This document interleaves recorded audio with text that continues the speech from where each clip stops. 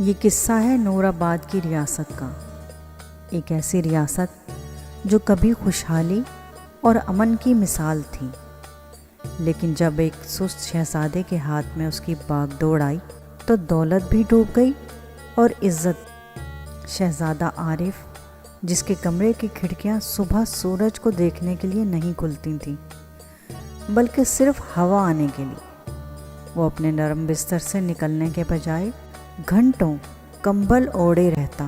خادم آتے، آواز لگاتے، حضور، دربار کے وزیر حاضر ہیں، لیکن شہزادہ اونگتی ہوئی آواز میں کہتا،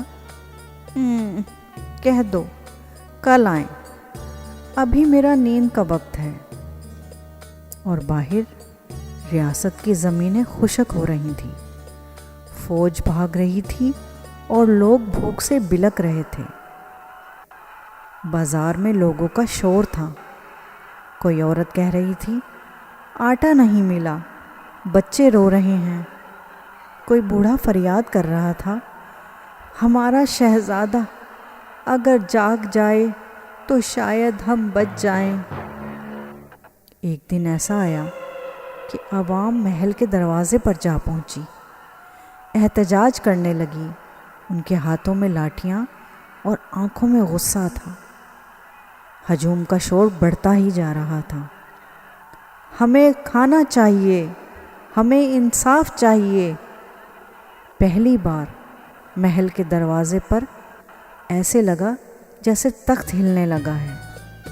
وزیروں نے دوڑ کر شہزادے کو جگایا، مگر اس نے ایک بار پھر وہی کہا، میں تھکا ہوا ہوں، کل بات کریں گے۔ اسی دوران قریبی ریاست سیاہ نگر کا بادشاہ دل ہی دل میں ہنس رہا تھا، یہ شہزادہ تو خود میری مدد کر رہا ہے، اس کی ریاست ایک دن مجھے مل جائے گی۔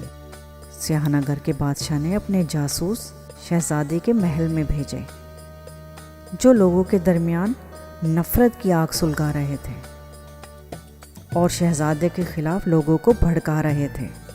انہوں نے شہر کا سب سے بڑا اناج گھر جلا دیا اور یوں بھوک نے ہر دروازے پر دستک دی۔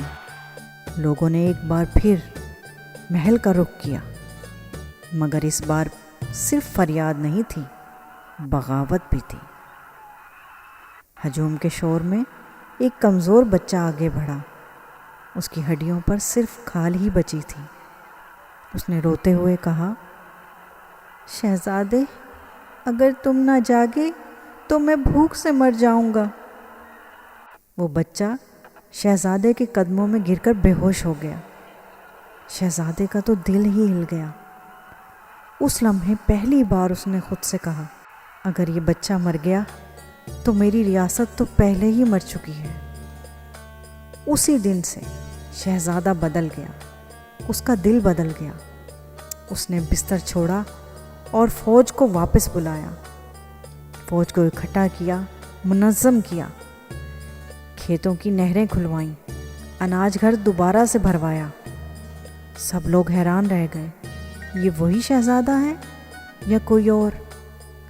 لیکن جب سیاہ نگر کا بادشاہ اپنی فوج لے کر ریاست پر حملہ کرنے آیا تو اس بار شہزادہ سویا نہیں بلکہ پوری طرح جاگ رہا تھا۔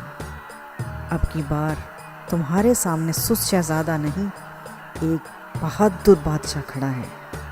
ایک خونی جنگ کے بعد دشمن شکست کھا گیا اور یوں نور آباد دوبارہ روشنیوں سے بھر گیا۔